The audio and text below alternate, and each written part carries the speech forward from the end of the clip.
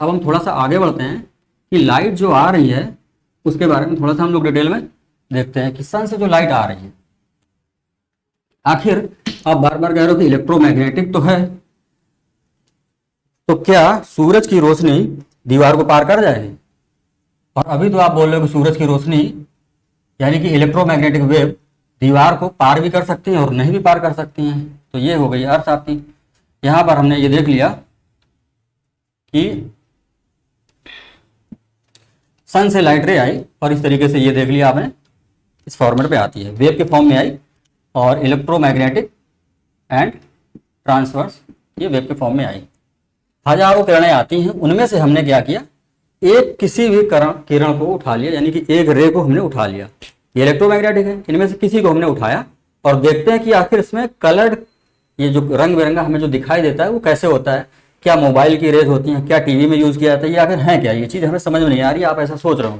तो थोड़ा सा हम ये देखते हैं कि इनमें से किसी एक को हमने उठा लिया और उसको हम लैब में लेके गए और उसका हमने निरीक्षण किया, डिसेक्शन किया। और डिसेक्शन करने के बाद हमें ये पता चलता है कि मान लीजिए सन था और इसमें से हजारों लाइट रे जो आ रही थी अर्थ तक, उनमें से हमने किसी एक को उठा लिया और हमने इस तरीके से इसको ये टेबल पे रख दिया। ये टेबल थी, मान लीजिए आपने इस टेबल पे आपने इसको रखा हुआ है और ये रख दी, पूरी की पूरी ये ब्लैक कलर वाली ये लाइट रे है। ये आपने देखा कि ये लाइट रे है। लाइट रे में हम लोगों ने देखा था इसकी स्पीड भी होती है 3 × 10⁸ मीटर पर सेकंड। ये स्पीड है लाइट रे की। स्पीड को हम लोग फिजिक्स में v से स्पीड डिनोट करते हैं। अगर हम फिजिक्स में देखते हैं कुछ चीजें हैं जिसमें से एक है स्पीड ऑफ लाइट, दूसरी है वेवलेंथ। उसको हम देख लेते हैं आखिर वेवलेंथ होती क्या है, इसको भी थोड़ा सा नजर डाल लेते हैं। वेवलेंथ को हम लोग लैम्डा से करते हैं। एक चीज आती है फ्रीक्वेंसी, इसको भी हमें बाद में बार बार देखना पड़ेगा, तो हम लोग ये भी देख लेते हैं कि फ्रीक्वेंसी को हम लोग एफ से रिप्रेजेंट करते हैं। इसके बाद आती है एनर्जी, एनर्जी को हम लोग ई से रिप्रेजेंट करते हैं, एनर्जी को ई से लिखा जाता है। तो ये चार चीजें आएंगी, इनको हम लोग बार बार देखेंगे। फ्रीक्वेंसी को एफ से लिखो या हम लोग कहीं कहीं पे न्यू से भी लिखते हैं, आप एफ याद रखो, इतना से काम हो जाएगा। थोड़ा सा आगे चलते हैं कि जो ये लाइट रे हमने डिसेक्शन के लिए, यानी कि इसको हम देखेंगे, चेक करेंगे आखिर इसमें कौन कौन सी चीजें हैं। तो आपने ये तो बता दिया कि भाई ये इलेक्ट्रोमैग्नेटिक प्लस ये ट्रांसवर्स थी, इतनी सारी चीजें आपको ये सारी चीजें पता। अब थोड़ा सा आगे देखते हैं। इनको हमने देखना स्टार्ट किया, माइक्रोस्कोप से तो हम देख नहीं पाएंगे।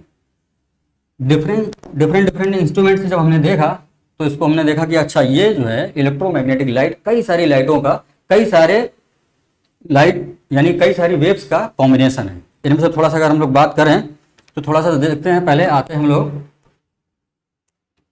दो तरीके हैं। सबसे पहले अगर हम लोग देखते हैं तो इधर है हमारी कॉस्मिक रेज। इसको थोड़ा सा और हम आगे देखते हैं, इसमें और कौन कौन सी वेव्स हैं। तो गामा, जिसको हम लोगों ने बोला gamma, alpha beta gamma rays जो होती हैं उनमें से गामा रेज भी इसमें पाई जाती हैं। इसके बाद थोड़ा सा और आगे चले तो एक्सरे भी पाई जाती हैं इसके अंदर, यानी कि ये कॉम्बिनेशन है एक्स रेज का, गामा रेज का, कॉस्मिक रेज का। थोड़ा सा और आगे चलते हैं हम लोग तो हम पाते हैं कि इसमें अल्ट्रावायलेट रेज भी पाई जाती हैं, जिसको हम लोग बोलते हैं हिंदी में औरक्त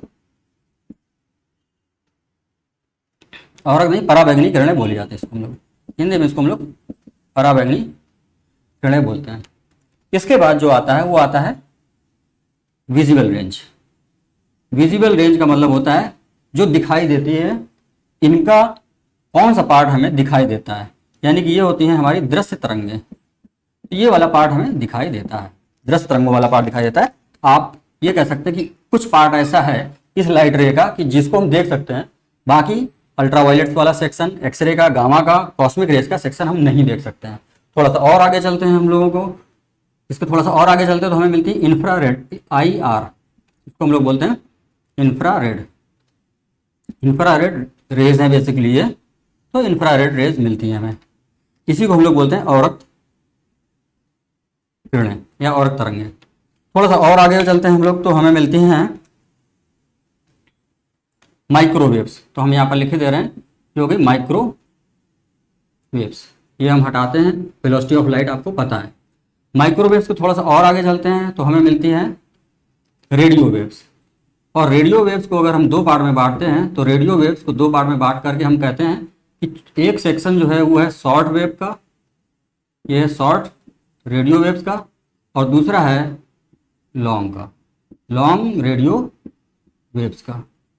और इस तरीके से आपका ये पूरा स्पेक्ट्रम पूरा होता है। फिर से देखते हैं कि हमने क्या किया। हमने सूरज से एक लाइट रे उठाई और उसको हमने देखना स्टार्ट किया कि कौन कौन सी इसमें कॉम्बिनेशन है। तो उसको हमने जब देखना स्टार्ट किया तो कॉस्मिक रेज का है कॉम्बिनेशन, गामा रेज है, एक्सरे का है, अल्ट्रावायलेट यानी कि पराबैंगनी, विजिबल रेंज जो हमें दिखाई देती है, केवल यही वाली रेंज हमें दिखाई देती है इस वाले सेक्शन से, इसी से ही सारी चीज़ें हमें दिखती हैं। विजिबल रेंज हो गई। फिर इसके बाद देखते हैं इंफ्रारेड, IR और तरंगें, फिर माइक्रोवेव्स, फिर रेडियो वेव्स आती है। रेडियो को भी हम दो पार्ट में बांटते हैं, एक है शॉर्ट वेव, एक लॉन्ग रेडियो वेव। यहाँ तक अगर हमें बात क्लियर हो गई है तो यहाँ तक क्लियर होने के बाद एक सवाल तुरंत जनरेट हो जाता है।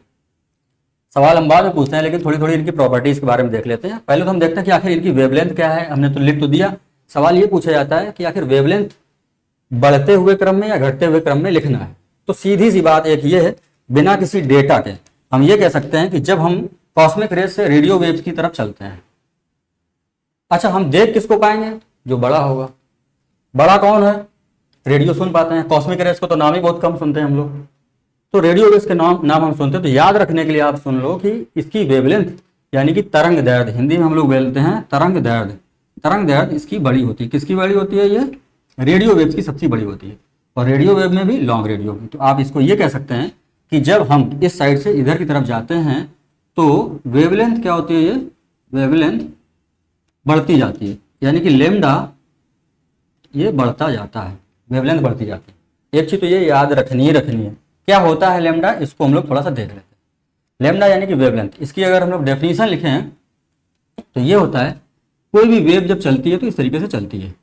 ये वेव चल रही है, इस तरीके से ये चल रही है। आप लोगों के अभी तो थोड़ी देर पहले बता रहे थे आप ऐसे भी चलती है, बिल्कुल हॉरिजॉन्टल तो चलती है, वो होती है लॉन्गिट्यूडनल। लेकिन हम लोग जो बात कर रहे हैं वो लाइट रे की बात कर रहे हैं, और लाइट रेज जो होती है वो लॉन्गिट्यूडनल नहीं चलती, वो केवल चलती है ट्रांसवर्स। तो हम इसकी बात केवल कर रहे हैं, तो वो इस तरीके से यानी कि ट्रांसवर्स के फॉर्मेट में चल रही है। तो हमने ये मान लिया कि ये इस तरीके से चले।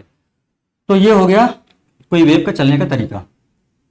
अब ये वेव चल रही है तो आप देखो कि वेव को चलने में एक पूरा साइकिल कंप्लीट कर रही है, वो कौन सी जगह है? तो एक पूरा साइकिल कंप्लीट करने के लिए आप देखो यहां से चली और ये पूरा साइकिल कंप्लीट करके यहां पर पहुंच गई। तो किसी भी वेव को एक पूरा साइकिल कंप्लीट करने में जितनी डिस्टेंस कवर करती है वही उसका वेवलेंथ होता है। तो डिस्टेंस कितनी कवर करी? इस जगह से लेकर के इस जगह तक, ये इसकी एक वेवलेंथ हो गई। इसका मतलब ये हुआ कि किसी भी वेव को एक पूरी कंप्लीट साइकिल करने में जितनी डिस्टेंस कवर करनी होती है वही लेमडा होती है। तो ये वेवलेंथ हो गई। इसके बाद जो है हम लोग बात करते हैं एम्पलीट्यूड की। अच्छा ये बात बताओ कि ये तो वेवलेंथ हो गई, अगर हमें कहें कि वेवलेंथ बढ़ती जाती है तो बढ़ती कैसे है? वो इस तरीके से बढ़ती है कि जैसे हमने यहाँ पर छोटा बनाया और बाद में हमने धीरे धीरे इसको बढ़ाते गए, तो इस तरीके से ये ऐसे ऐसे बढ़ता जाएगा। तो देख रहे हैं आप, यहाँ से लेकर के यहाँ तक अगर आप देखो तो ये एक साइकिल कंप्लीट करने में काफ़ी ज़्यादा डिस्टेंस कवर करनी पड़ी। तो ये लेमडा हो गया इसका इतना, यहाँ की ये कम, ये है ज़्यादा। इसका मतलब ये हुआ कि यहाँ पर वेवलेंथ बढ़ रही है। तो आप इसको इस तरीके से कह सकते हो कि इस साइड वाला वो कहीं इधर का होगा और ये वाला जो वेवलेंथ है वो इस साइड वाले का कहीं का होगा। तो इससे ये पता चलता है कि वेवलेंथ जो होती है वो कॉस्मिक रेज से अगर हम लोग चलना स्टार्ट करें तो रेडियो वेव्स की तरफ जाते जाते ये बढ़ती जाती है। सवाल में ये पूछा नहीं जाएगा कि वेवलेंथ क्या होती है, लेकिन आपको आइडिया लग गया कि एक साइकिल कंप्लीट करने में डिस्टेंस कवर्ड बाय वेव तो होती है, उसी को हम लोग वेवलेंथ बोल देते हैं। एक सवाल तो यहाँ से ये क्लियर हो गया कि वेवलेंथ जो होती है वो रेडियो वेव्स की ज़्यादा होती है और इनकी कम होती है। अगर ऑप्शन में अगर आता है 4 तरंगें दे दी जाए कि भाई आप ये बताओ कि अल्ट्रावायलेट का वेवलेंथ सबसे ज़्यादा है या विजिबल का ज़्यादा है। विजिबल छोड़ो, आपसे पूछ लिया कि रेड लाइट ऐसा। फिर सी में दे दिया गया कि इंफ्रारेड, अगर ये दे दिया गया कि इंफ्रारेड की ज़्यादा है, और डी में दे दिया गया माइक्रोवेव्स।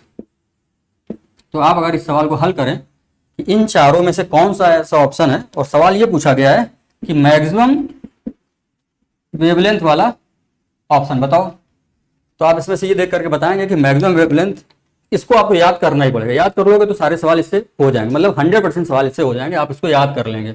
कुछ याद करने में नहीं, कॉस्मिक। यहां से देखो विजुअल तो आप बना लिए, विजुअल के बाद क्या आपने देखा, यूवी, एक्स, वाई और ये गामा। यूवी से अल्ट्रावायलेट, एक्सरे, गामा का जो सिंबल है वो वाई के तरीके से, इसलिए हमने इसको वाई बोल दिया, अदरवाइज ये गामा रेज हो गई और ये कॉस्मिक रेज हो गई। तो यहां से यहां तक तो क्लियर हो गया कि यूवी, एक्स, वाई और कॉस्मिक रेज। इसको देखते हैं हम लोग। विजुअल के एक तरफ अगर अल्ट्रावायलेट है, दूसरी तरफ इंफ्रारेड कर दीजिए। इंफ्रारेड के बगल में माइक्रो और माइक्रोवेव्स के बगल में अब रेडियो वेव्स। तो ये हो गया। आप इसको इस तरीके से भी याद सकते हैं कि रेडियो हम लोग सुनते हैं तो रेडियो वेव्स हो गए, माइक्रो या फोन या रडार, तो ये सब बगल बगल में है। तो ये होती है आपकी यूज रडार में। तो आपकी माइक्रोवेव्स रडार में भी यूज होती हैं। माइक्रोवेव्स आपके घर में जो ओवन होते हैं उसमें भी वो यूज होती हैं, खाना पकाने के लिए, चीज़ों को गर्म करने के लिए माइक्रोवेव्स का यूज होता है। तो ये चीज़ आपकी क्लियर होती है। सवाल पे आते हैं हम लोग कि आखिर सवाल पूछा कि मैक्सिमम वेवलेंथ का, तो आप इसको सीधे से बना लो। इन चारों को एक यहाँ पर सेट कर लो। अल्ट्रावायलेट यहाँ पर रखी हुई है, रेड लाइट यानी कि हमें दिखाई देती है, इनके सबके हमें कलर नहीं दिखाई देते हैं, केवल इनके दिखाई देते हैं जो विजिबल है। विजिबल में भी अगर हम लोग बात करें तो कौन कौन सी है इसको भी देख लेते हैं। विजिबल में होता है विबग्योर। विजिबल में इतने कलर हैं जो बेसिकली 7 कलर हैं, हमें इन्हीं के कॉम्बिनेशन से सारे कलर्स बने हुए हैं। वैसे तो 3 कलर प्राइमरी होते हैं। 3 कलर में से अगर हम लोग बात करें, एक होता है रेड, ये होता है ब्लू और ये होता है ग्रीन। तो ये है आपका रेड, ये है ब्लू और ये है ग्रीन। ये 3 कलर प्राइमरी कलर होते हैं। इन्हीं के कॉम्बिनेशन से दुनिया में जितने भी कलर हैं वो सब बनते हैं। हम बात करते हैं कि जो लाइट रे होती है उसके मेन जो कलर होते हैं वो 7 होते हैं। विबग्योर के माध्यम से उनको हम बताते हैं। ये होता है हमारा वॉयलेट यानी कि बैगनी, Indigo, blue, green, yellow, orange, red. तो यानी कि ये आप देख रहे हैं कि यहाँ पर रेड लाइट भी रखी हुई है, यानी कि रेड कलर भी रखा हुआ। तो अल्ट्रावायलेट, फिर के बाद रेड लाइट यानी कि ये यहाँ पर रखा होगा विजुअल में। फिर इंफ्रारेड की बात आ रही है, इंफ्रारेड रखा है। फिर माइक्रोवेव, ये ऑलरेडी सवाल के हिसाब से रखा हुआ है। तो आप बताओगे कि मैक्सिमम के बारे में पूछा गया, तो मैक्सिमम सबसे ज्यादा इधर जो होगा वही होगा। तो माइक्रोवेव सबसे इस साइड में है, तो माइक्रोवेव्स ऑप्शन करेक्ट हो जाएगा। अगर सवाल में रेडियो वेव्स होती हैं तो रेडियो तो आंख बंद करके आपको लगाना ही होता है। रेडियो वेव कहीं पे भी हो तो उसका मैक्सिमम वेवलेंथ होता ही होता है। तो ये सवाल आपका क्लियर होता है वेवलेंथ से संबंधित। तो यहाँ पर वेवलेंथ से संबंधित सवाल क्लियर होता है कि वेवलेंथ क्या होती है, किसकी वेवलेंथ ज्यादा होती है।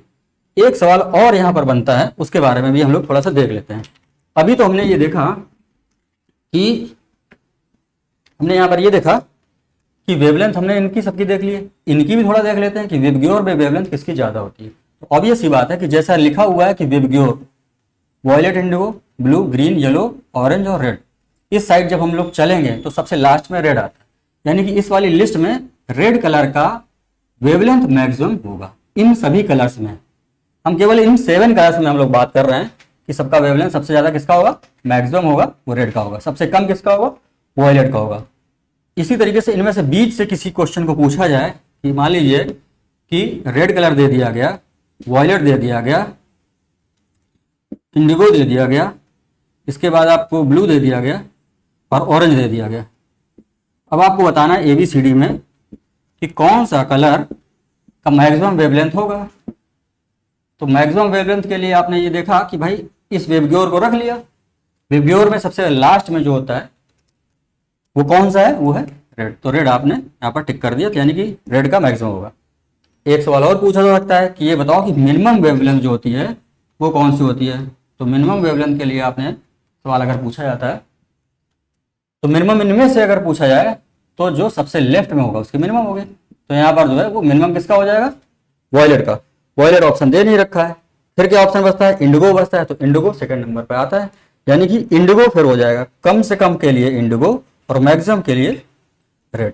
ये क्या है, ये वेवलेंथ के बारे में बात करी जा रही कि मैक्सिमम वेवलेंथ रेड की, मिनिमम वेवलेंथ इंडिगो की होती है। तो इस तरीके से भी एक सवाल पूछा जाता है, तो आप इसको भी कर ले जाएंगे अगर इस पूरी की पूरी ये जो चार्ट दे रखा है इसको आप याद रखते हैं। तो एक सवाल तो आपका यहाँ से पूछा जाता है, ये बहुत इंपॉर्टेंट सवाल होता है। इसमें हमने क्या चीजें छोड़ दी हैं वो देख लेते हैं। हमने इसमें से केवल डेटा यानी कि इनकी जो न्यूमेरिकल वैल्यू होती है वो हमने नहीं लिखी। तो उसको हम अगर हम लोग लिखें तो थोड़ा सा उसको भी देख लेते हैं। अगर हम रेडियो वेव्स की न्यूमेरिकल वैल्यू देखते हैं तो वो लगभग होती है 10⁻³ मीटर, क्योंकि ये डिस्टेंस है इसलिए ये मीटर होगी इसकी यूनिट। थोड़ा सा और इधर देख लेते हैं, इस साइड में देखते हैं कॉस्मिक रेज की। तो कॉस्मिक रेज की जो होती है 10⁻⁻15 मीटर, यानी कि बहुत ही छोटी इसकी वेवलेंथ होती है। तो आप देखो यहाँ पर 10⁻³ मीटर और यहाँ पर कितनी है ये 10⁻⁻15 मीटर, तो ये बहुत ही छोटा होता है। थोड़ा सा यहाँ पर देख लेते हैं, विजिबल में देखते हैं। विजिबल में अगर हम लोग देखें तो इसकी रेंज जो होती है वो यहाँ से यहाँ तक आपने देखी है कि visible violet, indigo, blue, green, yellow, orange और रेड। सबसे किनारे वाली अगर हम लोग देखते हैं, अगर हम लोग देखें इसको हम एनसीईआरटी के हिसाब से देखते हैं तो लगभग 4000 एंगस्ट्रॉम से लेकर के इस वाले पॉइंट पे यानी कि रेड वाले का होता है लगभग 7000 एंगस्ट्रॉम। एक सवाल तो ये पूछा जाता है कि ये बताओ कि जो विजिबल रेंज है वो कितने से कितने एंगस्ट्रॉम तक होती है। तो ऑप्शन आप लगाओगे 4000 यानी कि 4000 एंगस्ट्रॉम से लेकर के 7000 एंगस्ट्रॉम तक का होता है। ये एनसीईआरटी के हिसाब से है। अलग अलग बुक्स में कहीं पे अगर मान लीजिए लिखा हुआ है 3800 एंगस्ट्रॉम से लेकर के मान लीजिए 7200 एंगस्ट्रॉम होता है, तो क्या करेंगे, तो यही वाला करेक्ट है, क्योंकि वो ऑप्शन पे डिपेंड करेगा। मान लीजिए ये नहीं दे रखा है ऑप्शन में और ये दे रखा है तो ये भी सही है। अब आप कहोगे ये सही है या ये सही है, तो न्यूमेरिकल वैल्यू तो फिक्स होनी चाहिए। तो ऐसा ये बात है कि अलग अलग लोगों की जो आई साइट है वो अलग अलग होती है, किसी की कमजोर होती है, किसी की अच्छी होती है, तो उस हिसाब से ये वेरी करती है। तो हम इसीलिए इसकी रेंज जो है यहाँ पर वेरिएबल आपको दिखाई जा रही है। ये हो गई आपकी वेवलेंथ के बारे में बात, यानी कि 4000 एंगस्ट्रॉम से लेकर के 7000 एंगस्ट्रॉम तक होती है।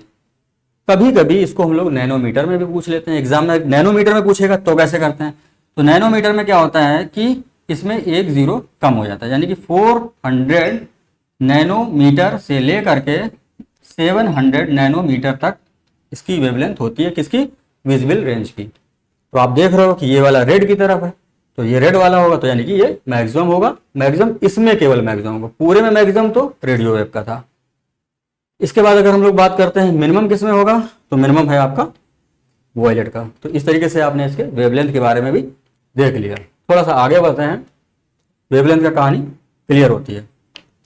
अब थोड़ी सी बात और बात कर लेते हैं कि इनकी फ्रीक्वेंसी के बारे में थोड़ी सी बात कर लेते हैं। यहाँ तक अगर आपको क्लियर है तो अब ये दो चीज़ें बड़ी आसान हो जाएंगी, फ्रीक्वेंसी और एनर्जी बिल्कुल आसान हो जाएगी।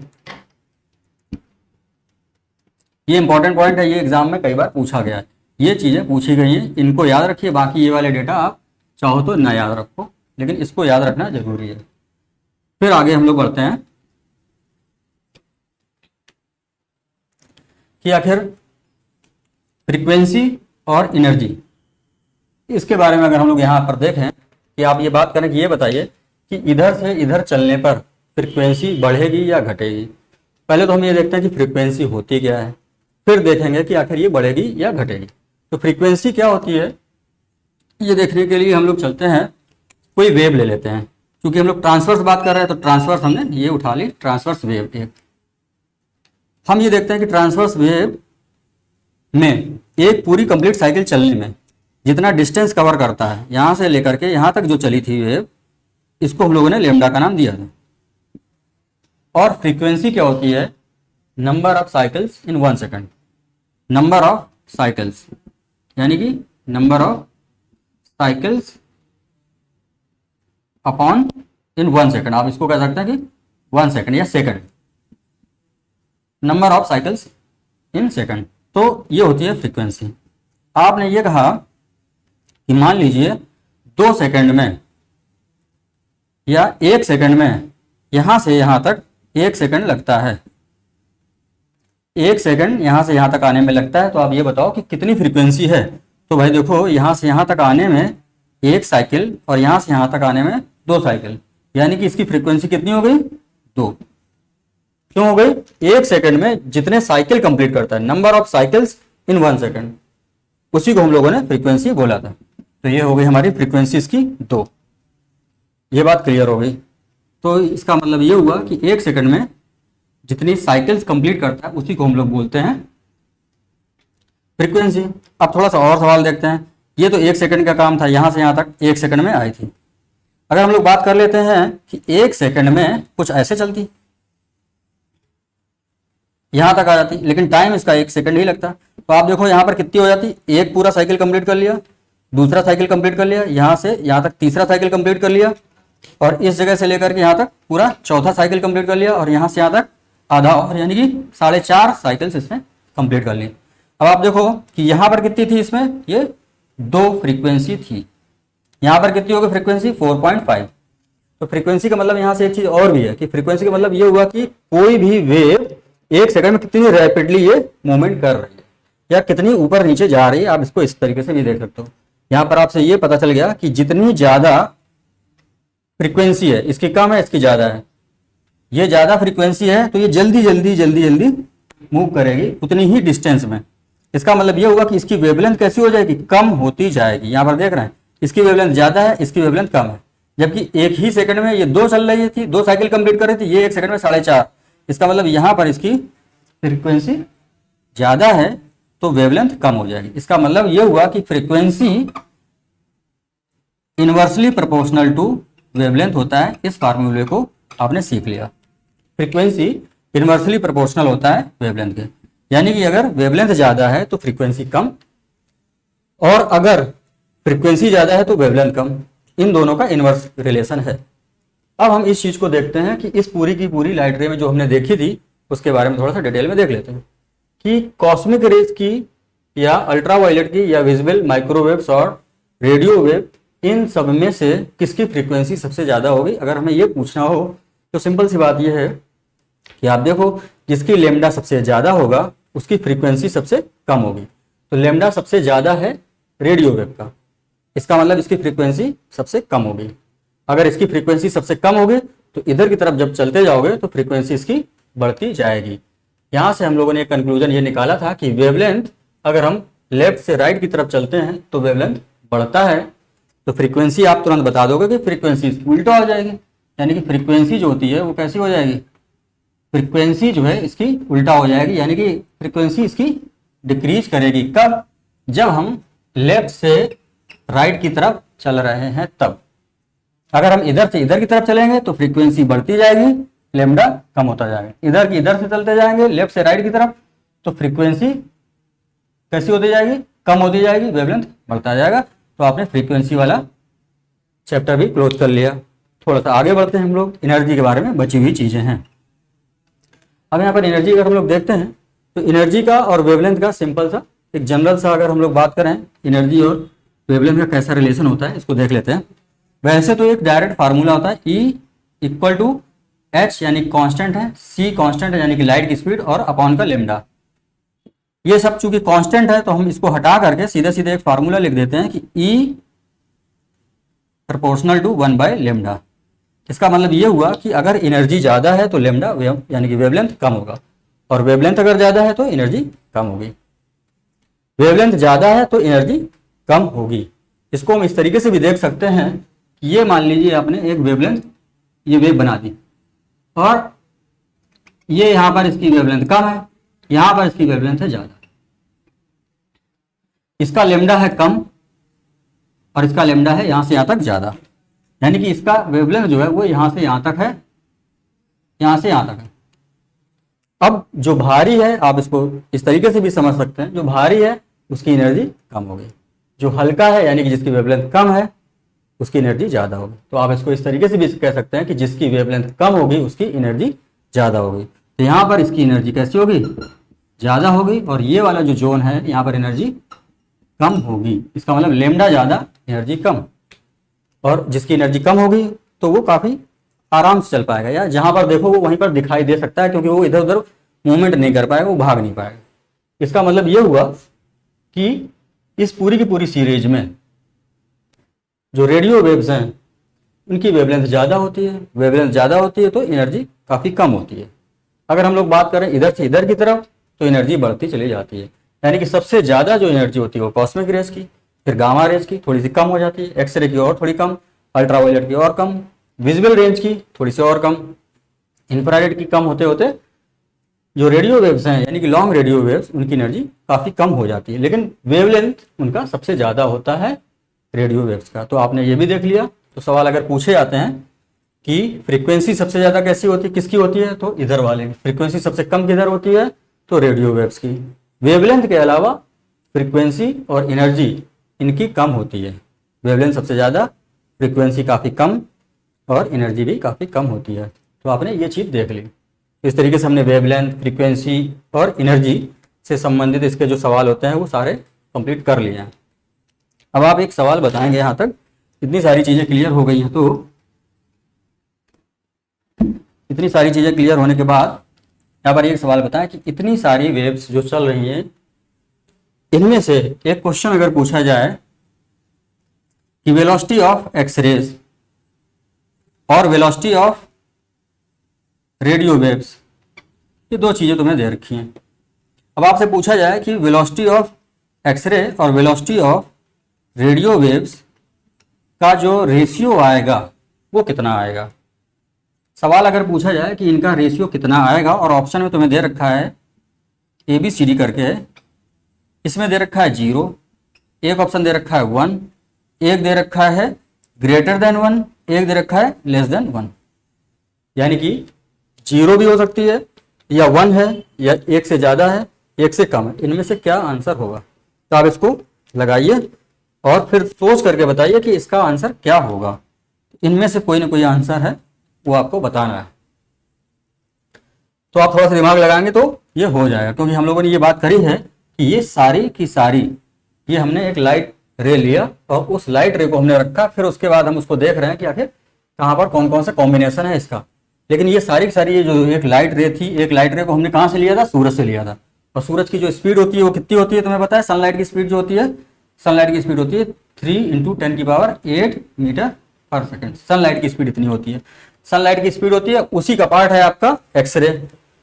एक्सरे की वेलोसिटी, तो जितनी एक्सरे की वेलोसिटी होगी 3 × 10⁸ मीटर पर सेकेंड अपॉन जो रेडियो वेव्स हैं वो भी सनलाइट का पार्ट है, उसकी भी स्पीड होगी 3 × 10⁸ मीटर पर सेकेंड। तो इन दोनों को आप न्यूमरेटर और डिनोमिनेटर दोनों एक चीज है, दोनों कैंसिल हो जाएंगे, बचेगा कितना, 1। तो इसका आंसर आ जाएगा बी पार्ट, इसका करेक्ट आंसर हो जाएगा। तो आपने ये चीज देख लिया। तो इस तरीके से ये सारे के सारे न्यूमेरिकल्स इससे कंप्लीट हो जाते हैं। एक अब सवाल और बचता है इससे संबंधित, वो हम जानकारी ले लेते हैं कि आखिर जो ये हमने रेज बताई हैं उनमें से हमने जो ये इनके क्या क्या यूजेस हैं। तो कॉस्मिक रेज के बारे में हम लोग बात कर लेते हैं। ये ब्रह्मांड में पाई जाती हैं। गामा रेस के बारे में बात कर लेते हैं। तो जब हम लोग न्यूक्लियस को ब्रेक करते हैं तो अल्फा और बीटा और गामा रेस निकलती हैं। गामा रेस सबसे स्पीड से चलती है, यानी कि इनकी स्पीड जो होती है वो लाइट की स्पीड के बराबर होती है। फिर एक्सरे आती हैं। एक्सरे का क्या यूज होता है, ये मेडिकल साइंस में सबसे इंपॉर्टेंट रोल प्ले करती हैं। हड्डी टूटना है, दांत का एक्सरे लेना है, बॉडी के इंटरनल पार्ट का लेना है, कोई सॉलिड मटेरियल या मेटल बॉडी के अंदर चला गया है, उसको जांचने के लिए एक्सरे का यूज होता है। बोन्स में, बोन्स की डेंसिटी मेजर करने में, कई सारी जगह पे एक्सरे का यूज होता है। तो ये मेडिकल साइंस का सबसे इंपॉर्टेंट पार्ट माना जाता है। अब हम आते हैं अल्ट्रावायलेट रेज। अल्ट्रावायलेट रेज के बारे में हम लोग बात करते हैं। तो जब सन से अल्ट्रावायलेट रेज आती हैं, यानी कि पराबैंगनी किरणें आती हैं, तो इनसे अगर हम लोग बात करें तो ज़्यादा अगर हम लोग इसको धूप में रहते हैं तो इनसे कैंसर जनरेट होने की संभावना रहती है, यानी कि स्किन डिजीज भी जो है होने की संभावना रहती है। स्किन बर्न हम लोग बोलते हैं। तो स्किन बर्न इससे हो जाती है अल्ट्रावायलेट रेज से, यानी कि स्किन हमारी खराब हो जाती है। इसीलिए बोलते हैं कि हम लोग जो है जब भी धूप में निकलें तो सन स्क्रीन लगा करके निकलें। इससे क्या होता है कि जब हम लोग बॉडी में ये लोशन वगैरह कुछ लगा लेते हैं तो इससे क्या होता है कि सनलाइट आती है इस तरीके से और ये रिफ्लेक्ट होकर के चली जाती है। तो इसका इफेक्ट जो है हमारी बॉडी में नहीं पड़ता है और स्किन बर्न होने से या डिफरेंट टाइप के जो कैंसर्स हैं वो होने से हम बच जाते हैं। तो यहाँ पर हमने बात करी कि अल्ट्रावायलेट रेज जो है बेसिकली कार्सिनोजेनिक हो सकती हैं और स्किन बर्न में इनका एक मेन रोल होता है। ये सारी चीज़ें हम लोगों ने क्लियर कर ली। फिर हम थोड़ा सा आगे बढ़ते हैं, विजिबल के बारे में बात कर लेते हैं। तो विजिबल रेज के बारे में बात करी जाए तो जब हमने इस लाइट रे को, पूरी की पूरी लाइट रे को देखा, बेसिकली हम देखेंगे कैसे, एक प्रिज्म में। प्रिज्म में कोई लाइट रे इस तरीके से जब हम डालते हैं तो ये 7 कलर्स में डिस्ट्रीब्यूट हो जाती है, 7 कलर्स में डिस्ट्रीब्यूट हो जाती है। और इस तरीके से ये है वॉयलेट, इंडिगो, विबग्योर, यहाँ पर भी इस तरीके से चलता है। यानी कि जब हम लोग प्रिज्म से एक लाइट रे डालते हैं वो 7 कलर्स में डिस्ट्रीब्यूट हो जाती है, विबग्योर के फॉर्मेट में आ जाती है। वॉयलेट कलर बेस के पास में होता है। इसका मतलब ये हुआ कि जो सबसे स्ट्रीम में लाइट जानी चाहिए थी वो नहीं जा रही है। वॉयलेट रे क्या हो रही है, सबसे ज़्यादा उसका डेविएशन हो रहा है। वॉयलेट रे का डेविएशन क्यों हो रहा है, क्योंकि इसकी वेवलेंथ काफ़ी कम है, और वेवलेंथ कम है, रेड की ज़्यादा है। रेड जहाँ रखोगे वहीं पे रखा हुआ मिलेगा, तो जहाँ पर रखा तुमने वहीं पर वो लगभग रेड लाइट रे मिल रही है। वॉयलेट का सबसे ज़्यादा डेविएशन हो रहा है, और इस तरीके से ये वॉयलेट लाइट रे काफ़ी दूर जा करके ये मतलब परपेंडिकुलर से या जो एक्चुअल रास्ता है उससे काफ़ी ज़्यादा डेविएट हो रही है। तो डेविएशन में वॉयलेट का सबसे ज़्यादा होता है, रेड कलर सबसे कम डेविएट होता है, और सबसे कम डेविएट होता है इसीलिए हम लोग इसके सिग्नल्स बनाते हैं। यानी कि ट्रैफिक सिग्नल जो बनाते हैं या रेलवे लाइन पे जो सिग्नल्स लगे होते हैं वो हम किस चीज़ के बनाते हैं, रेड सिग्नल के बनाते हैं। क्यों बनाते हैं, क्योंकि इसकी जो वेवलेंथ होती है वो कैसी होती है, वो सबसे ज़्यादा होती है, और ज़्यादा होने की वजह से जहाँ पर रखो वो वहीं पे नज़र आती है। जबकि वॉयलेट में ऐसा नहीं होता है। वॉयलेट लाइट क्या होती है कि ज़्यादा उसका डेविएशन होता है, डेविएशन होता है, इस वजह से जहाँ पर रखोगे वो वहाँ पर नहीं मिलेगी। तो इसलिए हम लोग क्या करते हैं कि सिग्नल बनाने से, इस कलर के सिग्नल बनाने से बचते हैं। आप ये कह सकते हैं कि रेड लाइट का जो वेवलेंथ होता है वो मैक्सिमम होता है, स्टेबल होती है, जहाँ रखो वहीं पर नजर आती है, इसलिए हम इसके सिग्नल्स बनाते हैं। इसके बाद हम लोग बात करते हैं, अगला है इंफ्रारेड के बारे में बात कर लेते हैं। तो इंफ्रारेड के यूजेस जो होते हैं वो बेसिकली कई सारे यूज हैं, लेकिन उनमें से एक सबसे जो इंपॉर्टेंट यूज होता है इंफ्रारेड का वो है हमारा रिमोट में, डेली लाइफ में हम लोग टीवी के रिमोट में काम करता है। टीवी के रिमोट कंट्रोल से इंफ्रारेड रेज निकलती हैं और वो चैनल को बदलना या वॉल्यूम वगैरह को चेंज करने में हेल्पफुल होता है। रिमोट के बाद अगर हम लोग बात करें, इसका एक अगला यूज़ होता है वो है ऑयल पेंटिंग। बेसिकली पुरानी जो पेंटिंग होती हैं उनको हमें रिकवर करने में ये काम आती है। काफ़ी पुरानी पेंटिंग है या कुछ लिखा हुआ पेज है, उसके ऊपर मान लीजिए ऑयल फैल गया, वो पेज से कुछ दिखाई नहीं दे रहा है, तो उसको रिकवर करने के लिए, उसको पढ़ने के लिए हम इंफ्रारेड रेज का यूज़ करते हैं। इसके बाद अगला और एक इंपॉर्टेंट यूज़ होता है हमारा, इसका यूज़ होता है कैमरे में। कौन से कैमरे, यानी कि नाइट विजन कैमरे में इसका यूज़ हम लोग करते हैं। रात में जो लगाए जाने वाले कैमरे होते हैं सिक्योरिटी पर्पज से, उनमें से इंफ्रारेड रेज निकलती हैं और वो लोगों को पहचानने में या सिक्योरिटी पर्पज से तो काम आती हैं। तो इंफ्रारेड का यूज़ इस तरीके से होता है, यानी कि नाइट विजन कैमरेज में यूज़ होता है, इंफ्रारेड का यूज़ होता है। तो ये 3 इंपॉर्टेंट यूजेस जो है वो है इंफ्रारेड के।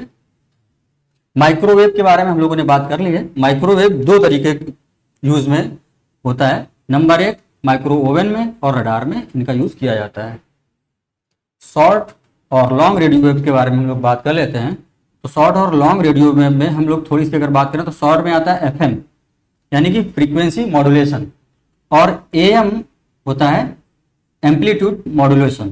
तो ये 2 चीज़ें आती हैं, तो इसको थोड़ा सा हम देख लेते हैं कि आखिर ये FM और ये सब चीज़ें हैं क्या। तो इसको थोड़ा सा देखते हैं। फ्रीक्वेंसी मॉड्यूलेशन, फ्रीक्वेंसी मॉड्यूलेशन में मतलब फ्रीक्वेंसी को हम लोग मॉड्यूलेट करते हैं, और AM यानी कि एम्पलीट्यूड मॉड्यूलेशन। एम्पलीट्यूड क्या होता है इसको देख लेते हैं। ये है हमारा एक कोई वेवलेंथ हो गई यहाँ से यहाँ तक।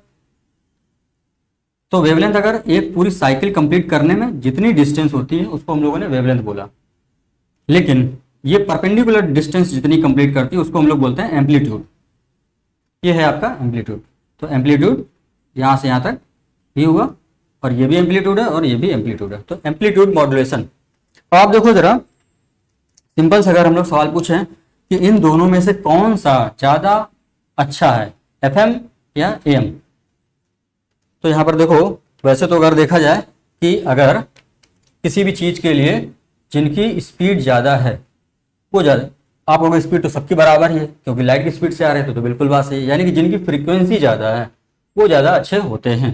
तो फ्रीक्वेंसी इनकी ज़्यादा है। जैसे कि मान लीजिए कोई बस आ रही है, 1 घंटे में 1 बस आती है, 1 घंटे में 4 बसें आ जाएं, यानी कि फ्रीक्वेंसी 4 हो गई, तो आपको किसी भी टाइम पे वो बस मिल जाएगी, हर 15 मिनट में 1 बस मिल जाएगी, तो वो ज़्यादा अच्छा है। यानी कि जिनकी फ्रीक्वेंसी ज़्यादा है वो ज़्यादा अच्छे माने जाते हैं।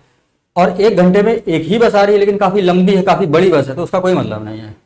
एक घंटे में 4 बसें आए, भले ही वो छोटी छोटी हों, तो वो ज़्यादा इंपॉर्टेंट है। यानी कि फ्रिक्वेंसी वाले जितने भी टर्म हैं वो सारे अच्छे माने जाते हैं। तो आप ये कह सकते हो कि ये वाले यानी कि शॉर्ट रेडियो वेव्स या फ्रिक्वेंसी मॉड्यूलेशन जो एफएम हम लोग रेडियो बजाते हैं, वो वाले में से एफएम रेडियो ज़्यादा अच्छे होते हैं एम रेडियो के, यानी कि एम्पलीट्यूड मॉड्यूलेशन वाले से। तो यहाँ तक ये सारी चीज़ें क्लियर होती हैं। इसका मतलब ये हुआ कि हम लोगों ने ये पूरा चैप्टर इस तरीके से क्लोज कर दी, मतलब पूरा कंप्लीट कर लिया। फिर से आप देखो कि इसमें से क्या क्या पूछा जा सकता है। इतनी सारी चीज़ें अगर हैं, सनलाइट किस तरीके से कौन कौन सी गैसेज होती हैं, वो सारी चीज़ें हम लोगों ने देखी। कैसे लाइट रे आती है वो सारी देखी। इलेक्ट्रोमैग्नेटिक वेव्स, मैकेनिकल वेव्स देखी। ट्रांसवर्स, लॉन्गिट्यूडनल वेव्स के बारे में देखा। हम लोगों ने देखा कि ये पूरी की पूरी लाइट रे हमने निकाल के रखी, उसको कैसे देखा और कैसे देखते हैं। इस पर कॉस्मिक रेज होती हैं, गामा रेज होती हैं, एक्सरे होती है, ultraviolet, visible raise, infrared, microwave, short और लॉन्ग रेडियो वेव्स। इनमें हमने ये देखा कि लेफ्ट से जब हम लोग राइट की तरफ चलते हैं तो वेवलेंथ बढ़ता जाता है, और लेफ्ट से राइट की तरफ फ्रीक्वेंसी कम होती जाती है। लेफ्ट से राइट की तरफ अगर हम लोग जाते हैं तो एनर्जी भी कम होती जाती है। इसका मतलब ये हुआ कि इस साइड चलोगे जब कॉस्मिक रेज से रेडियो वेव्स की तरफ चलोगे तो आपका वेवलेंथ वो बढ़ेगा, बाकी एनर्जी और फ्रीक्वेंसी कम होती जाती है। तो ये चीज़ देख ली हमने ये भी देखा कि विजिबल जो रेज होती हैं उनका हमने देखा कितना रेंज होती है उनके लेमडा की, यानी कि वेवलेंथ कितनी रेंज होती है, 4000 एंगस्ट्रॉम से लेकर के 7000 एंगस्ट्रॉम तक होती है। इसको नैनोमीटर में देखा जाएगा तो 400 एंगस्ट्रॉम से लेकर के 700 एंगस्ट्रॉम तक की होती है। ये सारी चीज़ें हम लोगों ने देख ली थी। ये भी देख लिया था कि इन विबग्योर में सबसे ज़्यादा किसका वेवलेंथ होता है, और ज़्यादा वेवलेंथ होता है तो उससे फ़ायदा क्या होता है, उसके हम सिग्नल क्यों बनाते हैं, क्योंकि ज़्यादा वेवलेंथ वाला आसानी से एक ही जगह पर रखा रहेगा, उसका ज़्यादा डेविएशन नहीं होगा। डेविएशन नहीं होगा तो जिस लोकेशन पे हमें रखा गया था उसी लोकेशन पे वो दिखाई देगा। तो इसके हम सिग्नल्स बनाते हैं। अब कुछ सवाल हम लोग थोड़ा सा जनरल क्वेश्चन देखते हैं। तो ये तो हो गया आपका लाइट रे कैसे आती है। अब इस लाइट रे के हम लोग यूजेस देखते हैं, कौन कौन से कैसे कैसे यूज देखते हैं। तो लाइट रे के थोड़ा सा यूज के बारे में और हम बात करते हैं कि आखिर लाइट रे से हमें फायदा क्या है। तो फायदा उसके बहुत सारे हैं। लाइट रे के माध्यम से ही हम लोग चीजों को देख पाते हैं। ये लाइट रे हो गई। चीजें हमें दिखाई कैसे देती हैं, तो जब लाइट किसी भी ऑब्जेक्ट में पड़ती है, ये हो गया आपका ऑब्जेक्ट। अगर मान लीजिए ये बुक है, ये बुक रखी हुई है, तो इस बुक को हम देखेंगे कैसे, जब लाइट रे इससे आएगी, इससे रिफ्लेक्ट होकर के हमारी आंखों पर पड़ती है तो हम इस चीज को देख पाते हैं। यानी कि बुक को हम देखते हैं कब, जब लाइट रे का रिफ्लेक्शन होता है, और कहाँ से, उस ऑब्जेक्ट से रिफ्लेक्ट होकर के हमारी आंखों पर पड़ती है, तो ये चीज हमें दिखाई देती है। अब हम देखते हैं कि ये बुक तो दिखाई दे रही, लेकिन इसका कलर कैसे दिखाई देगा। तो कलर को देखने के लिए एक कलर का कॉन्सेप्ट ये होता है कि उन सारे कलर्स को हमारी आंखें देखती हैं जो कलर हमारी आंखों तक पहुंचते हैं। अगर हमारे पास रेड कलर, हमें कोई चीज दिखाई दे रही है रेड कलर की, इसका मतलब है कि रेड कलर की लाइट रे हमारी आंखों तक पहुंच रही है। सिंपल सी बात ये है। अगर वो वाइट दिखाई दे रही है, अगर वो ऑब्जेक्ट वाइट दिखाई दे रहा है, तो इसका मतलब ये हुआ, व्हाइट का मतलब ये हुआ कि सारे के सारे कलर्स जो होते हैं, red plus blue plus green, ये तीनों के तीनों कलर मिलकर के व्हाइट कलर बनाते हैं। इसका मतलब अगर ये हुआ कि कोई भी चीज हमें व्हाइट दिखाई दे रही है कि टोटल लाइट रे इसमें जा रही है, और उतनी पूरी की पूरी लाइट रे रिफ्लेक्ट होकर के हमारी आंखों तक पहुंच रही है, यानी कि सारी की सारी लाइट रे हमारी आंखों तक रिटर्न होकर के आती है, तो ऑब्जेक्ट व्हाइट दिखाई। अगर केवल रेड लाइट रे आंखों तक दिखाई दे रही है, आंखों तक पहुंच रही है, ऑब्जेक्ट रेड दिखाई देगा। केवल ब्लू दिखाई दे रहा है, इसका मतलब ब्लू लाइट रे आ रही है हमारे आंखों तक। ग्रीन केवल दिख रहा है तो ग्रीन लाइट रे आ रही है हमारी आंखों तक। अगर येलो दिख रहा है तो येलो आ रही है। जो भी कलर हमें दिखाई दे रहा है उस कलर की जो लाइट रे है वो हमारी आंखों तक पहुंच रही है। इसका मतलब वो कलर, बाकी सारे कहाँ गए फिर? तो बाकी सारे कलर, सपोज अगर मान लीजिए ग्रीन कलर की बुक है और ये ग्रीन कलर की बुक हमें दिखाई दे रही है, तो इसका मतलब ये हुआ कि जो विबग्योर था, विबग्योर में से ये सनलाइट है, इसका मतलब इनको सबको जोड़ दो तो व्हाइट लाइट बन जाती है। वाइट लाइट का कॉम्बिनेशन जो है वो विबग्योर का होता है, यानी कि इन सभी कलर्स को मिला दो तो वाइट लाइट बन जाएगी। तो ये विबग्योर मान लीजिए वाइट लाइट आ रही है। अब ये वाइट लाइट आई, बुक पे पड़ी, रिफ्लेक्ट होकर के हमारी आंखों तक पहुंचती है और आंखें हमें इसको देखती हैं कि ये तो ग्रीन है। इसका मतलब ये हुआ कि इसमें आ तो सारे कलर रहे थे लेकिन केवल ग्रीन ही क्यों दिखाई दे रहा है हमें, और ये ग्रीन ये है, केवल ग्रीन क्यों दिखाई दे रहा है? क्योंकि बाकी सारे कलर्स यानी कि violet, indigo, blue, yellow, orange, red वो कहाँ चले गए? वो सब के सब इस बुक ने एब्जॉर्ब कर लिए और केवल ग्रीन कलर को छोड़ा। तो इसलिए ग्रीन कलर रिफ्लेक्ट होकर के हमारी आंखों तक पहुंच रहा है और वही कलर हमें दिखाई देता है। तो इससे ही हमने ये पता चला कि वो कलर केवल छोड़ दिया जाता है, वो कलर, छोड़ा हुआ कलर वो हमारी आंखों तक पहुंचता है, बाकी सारे कलर्स उस पर्टिकुलर ऑब्जेक्ट के द्वारा एब्जॉर्ब कर लिए जाते हैं। फॉर एग्जाम्पल अगर कहा जाए इस बुक में रेड कलर का कोई गुलाब का फूल रखा हुआ है, मान लीजिए यहाँ पर ये रेड कलर का गुलाब का फूल रखा हुआ है, तो आप ये कहोगे कि आखिर ये रेड कलर का है, तो इससे जो भी लाइट रे रिफ्लेक्ट होकर के आएगी वो हमें दिखाई देगी केवल रेड।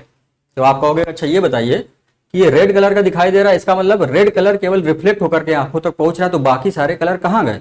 तो बाकी सारे कलर्स ये हमारी ये जो फूल है इसके द्वारा सब एब्जॉर्ब कर लिया। यानी कि इसने कौन कौन से कलर एब्जॉर्ब कर लिए? इसने violet, indigo, blue, green, yellow और ऑरेंज ये सारे एब्जॉर्ब कर लिए, बाकी रेड कलर छूटा और रेड कलर हमारी आंखों तक पहुंच जाता है, इसलिए ये गुलाब का फूल रेड कलर का दिखाई देता है। अगर आप इस तरीके से कहें कि अगर मान लीजिए गुलाब का फूल है और उसकी पत्तियां वो हरी कलर की हैं, ये है मान लीजिए ये ग्रीन कलर की पत्तियां हैं इसकी, तो ग्रीन कलर की पत्तियां हैं, अगर मान लीजिए यहाँ पर तो केवल हमारे पास ब्लू कलर है इसलिए ये मान लीजिए ग्रीन कलर की पत्तियां हैं। फॉर एग्जाम्पल ये ब्लू कलर की पत्तियां, मान लीजिए ये ब्लू कलर की पत्तियां हैं इसकी, तो हमारी आंखों को इसकी पत्तियां ब्लू कलर की दिखाई देंगी और इसका जो फूल है वो रेड कलर का दिखाई देगा। इसका मतलब ये हुआ ये ऑब्जेक्ट केवल और केवल ब्लू कलर की लाइट को फ्री करके रखता है, बाकी सबको एब्जॉर्ब कर लेता है। तो ब्लू कलर की लाइट रे छूटी हुई है यानी कि वो एब्जॉर्ब नहीं हुई है, वो क्या होगी? वो रिफ्लेक्ट होकर के हमारी आंखों तक जाएगी और ये ऑब्जेक्ट ब्लू कलर का दिखाई देगा। जबकि यहां पर से ब्लू कलर क्या हो रहा था? वो एब्जॉर्ब हो जा रहा था, केवल और केवल रेड कलर ही बचता था, रेड कलर आंखों तक जाता है, ये ऑब्जेक्ट यानी कि फूल हमें रेड कलर का दिखाई देता है। तो इससे ये पता चला कि ये रेड कलर का है और ये ब्लू कलर का है। क्यों दिखाई देता है? क्योंकि वही कलर रिफ्लेक्ट होकर के हमारी आंखों तक पहुंचता है, बाकी सारे कलर्स एब्जॉर्ब कर लिए जाते हैं। तो ये तो हो गया आपका कलर का कॉन्सेप्ट कि किस तरीके से हमें चीजें दिखाई देती हैं। अब हम आप देखोगे कि ये ब्लैक बोर्ड, ये व्हाइट बोर्ड है, ये व्हाइट बोर्ड हमें क्यों दिखाई दे रहा है? व्हाइट इसलिए दिखाई दे रहा है क्योंकि जितनी भी लाइट रेस पे पड़ रही है वो सारी की सारी रिफ्लेक्ट होकर के हमारी आंखों तक पहुंच रही हैं, ये व्हाइट दिखाई दे रहा है। ये ब्लैक क्यों दिखाई दे रहा है? ब्लैक कोई चीज कब दिखाई देती है? जब कुछ भी लाइट रे उस पर्टिकुलर लोकेशन से रिफ्लेक्ट ना हो रही हो, यानी कि वो चीज डार्क दिखाई देगी। ये लाइट के हिसाब से है, ये लाइट थ्योरी के हिसाब से हम बात कर रहे हैं। इसका मतलब ये जो ब्लैक कलर का जो लोकेशंस हैं, ये जो चीज लिखी हुई दिखाई दे रही है ब्लैक कलर की, इसका मतलब यहाँ से लाइट रे रिफ्लेक्ट होकर के हमारी आंखों तक नहीं आ रही है। तो आप कहोगे ये फिर दिख कैसे रहा है? तो हमें व्हाइट वाली चीजें दिख रही हैं और ये वाली चीज नहीं दिख रही है। इसका मतलब ये हुआ कि व्हाइट वाली जो चीजें दिख रही हैं, जो ब्लैक लोकेशंस हैं व्हाइट की, वो हमें नहीं दिख रही है। तो इसलिए जो दोनों का गैप है वो हमें लिखा हुआ दिखाई देता है।